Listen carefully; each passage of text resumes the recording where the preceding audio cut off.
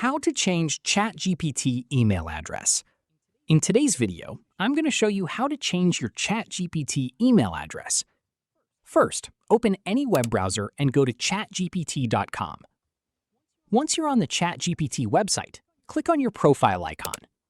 Select Settings. Then go to the Account section.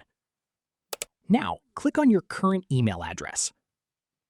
Note, if you originally signed up using Google, Microsoft, or Apple, you may need to set a password for your ChatGPT account first before changing your email.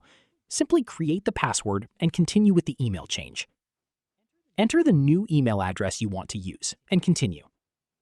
After entering your new email address, ChatGPT will send a verification email to that address. Open your new email inbox and follow the instructions in the verification email to confirm the change. Once the verification is complete, your ChatGPT email address will be updated. And that's how you can change your ChatGPT email address.